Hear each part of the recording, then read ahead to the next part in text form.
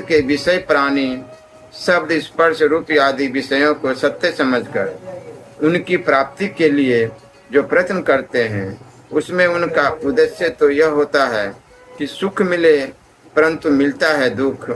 इसके संबंध में ऐसा विचार करना चाहिए कि स्वप्न अवस्था में और मनोरथ करते समय जागृत अवस्था में भी मनुष्य मन ही मन अनेकों प्रकार के विषयों का अनुभव करता है, परंतु उसकी वह सारी कल्पना वह शून्य होने के कारण व्यर्थ है।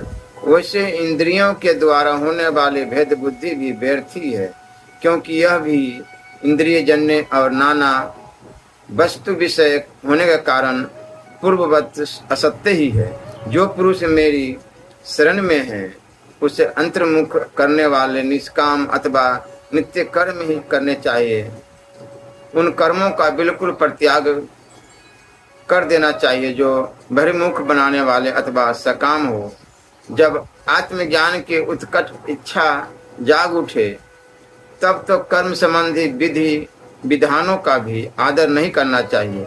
अहिंसा आदि यमों का तो आदर पूर्वक सेवन करना चाहिए, परंतु सोच, पवित्रता आदि नियमों का पालन शक्ति के अनुसार और आत्मज्ञान के विरोधी न होने पर भी करना चाहिए।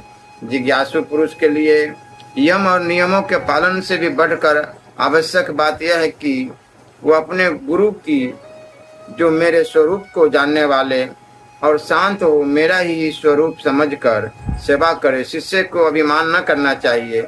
वह कभी किसी से डाह न करे, किसी का बुरा न सोचे। वह प्रत्येक कार्य में कुशल हो, उसे आलस्य छू न जाए, उसे कहीं भी ममता न हो, गुरु के चरणों में ढूंढ अनुराग हो, कोई काम हड़बड़ा कर न करे, उसे सावधानी से पूरा करे, सदा परमार्थ के संबंधों में ज्ञान प्राप्त करने की इच्छा बनाए रखे, किसी के गुणों में दोष न निकाले और व्यर्थ की बात न करे।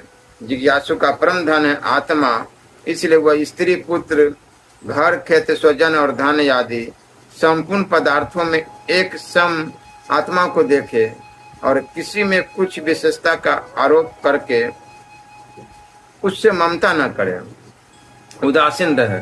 उद्धव जैसे जलने वाली लकड़ी से उसे जलाने और प्रकाशित करने वाली आग सर्वथा अलग है, ठीक वैसे ही विचार करने पर जान पड़ता है कि पंचभूतों का बना हुआ ये स्थूल शरीर और मन, बुद्धि आदि 17 तत्वों का बना सूक्ष्म शरीर दोनों ही दृश्य और जड़ है, तथा उनको जानने और प्रकाशित करने वाला आत्मा साक्षी एवं स्वयं प्रकाश है।